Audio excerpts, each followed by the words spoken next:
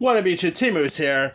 Here is my review for Season 3 of Cobra Kai. I literally finished all episodes in one day. And now, the first two episodes of Cobra Kai, I adore. I thought they were both terrific.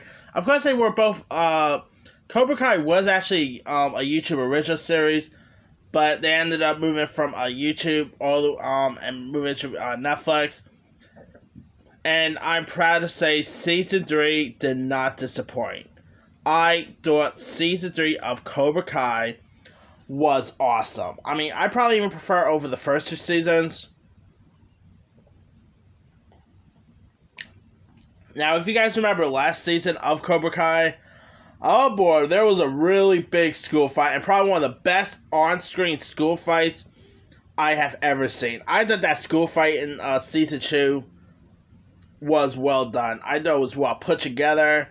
And of course, that school fight ended leaving this kid named Miguel in the hospital for a coma. And of course, but it's not really a spoiler because obviously they're not gonna kill the kid off. Pretty much spoiler alert: Miguel did not die. He ended up living through his coma, and he wants to and of course, he's still having a hard time walking and all that. But he's still determined to do karate. He has a really great friend with Johnny, with the Johnny Lawrence character played once again by William Zabka, who's of course really he's pretty much of a drunk now. He's the first episode, Season 3. He's pretty much in a bar. He ends up getting a bar fight. And he even ends up getting in jail at one point. Then, of course, Danny LaRusso, whose daughter ended up getting in trouble because of her, involvement in the fight. She's still determined to, do karate and all that. At first, she wasn't really sure if she wanted to go back to school because, obviously, the publicity and all that. But what I really do like about this series, it's pretty much, is that it shows the backstory of the nefarious character of John Kreese, played once again by Martin Kove. I mean, he's, of course, now, since Johnny Lawrence is no longer doing the dojo now it's, John Kreese, and his students are pretty fierce, and they want to, take down Miguel, and, as well as, Danny LaRusso's, daughter here. Then, of course, you got the, mean girl in this, portrayed by, the bad girl, Tori, portrayed by, Painless, who pretty much wants to act her revenge on Danny LaRusso's, daughter, Sam. So, it gets a little bit of a brow war between those two. The kid with the mohawk, that kid is probably one of the most douchebag characters I've seen in the show. The actor plays it good. I have respect for the actor who, plays the character. But the character himself, he is a straight up douchebag. I mean, he's pretty much the villain. Like, I guess say he's a bit of the Johnny Lawrence in this show. He thinks he's all that. He wants to pretty much, take down Miguel and all that. But, he's just one of the most douchiest characters there is. But, that aside, I still thought Season 3 was hands down great.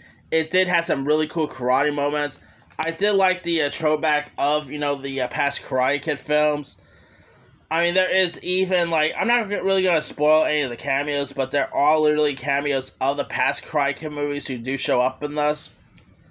So, that's pretty cool. The one who portrays Danny LaRusso's wife, Courtney Handel, I think her name is, she is really great at playing Danny's wife. I think she is remarkable on the show. The one who plays Johnny's son, Robbie, of course, he ended up, a bit of a spoiler, he ended up going to juvie because of him almost killing Miguel. And I think the actor who portrays Robbie is really great. The one who portrays the Mohawk kid, I think the actor's name is Jacob Bertrand, if I'm not mistaken. He's really good at playing this character.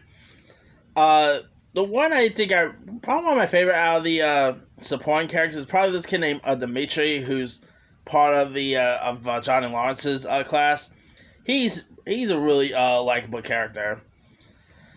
Anyway, yeah, I mean, of course, I did like the most of the scenes between Johnny Lawrence and Danny LaRusso because, of course, they were, rivals and all that. It was pretty cool to see them interact with each other again. Yeah, I thought season 3 had some really decent moments in this. Great fight sequences. I just thought this season was perfect. And, of course, season 4 was just announced around last year, so we're going to be getting more Cobra Kai, which I'm perfectly cool with because I just love Cobra Kai so much. Of course, it's only 10 episodes, so... And it's not that long of a show to binge. You could spend this thing in just one day. But, yeah, I am a little disappointed that this other character named Aisha did not show up. I really quite like the Aisha character from the first 2 seasons, but...